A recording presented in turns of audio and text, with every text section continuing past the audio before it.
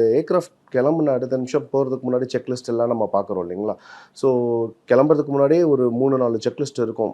பேலேருந்து வெளிய வந்த பிறகு, இன்ஜின் ஸ்டார்ட் பண்ணுறதுக்கு, ரன்வே வந்த பிறகு, டேக் ஆஃப் பண்ண பிறகுன்னு ஒரு ஒன்னொன்னு பாயிண்ட்டுக்கும் ஒரு செக்லிஸ்ட் இருக்கும். அந்த செக்லிஸ்ட் தாண்டி தான் வருவாங்க.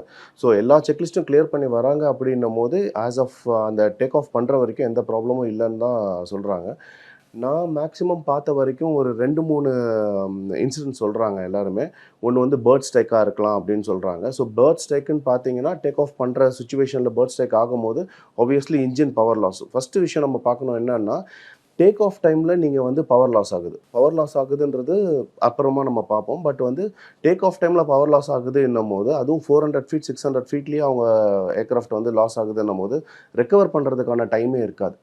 ஸோ எவ்வளோ பெரிய எக்ஸ்பீரியன்ஸ்டு பைலட்டாக இருந்தால் கூட டியூரிங் டேக் ஆஃப் ஏன்னா அந்த ஏர்கிராஃப்ட் வந்துட்டு டெவலப் ஆகி மேலே போகிற டைம் வரைக்கும் உங்களுக்கு அந்த பவர் இருந்துக்கிட்டே இருக்கணும். அது இல்லைன்னு அடுத்த நிமிஷமே வந்து இட் வில் ஃபால் டவுன். இதுதான் நேற்று நடந்திருக்கு.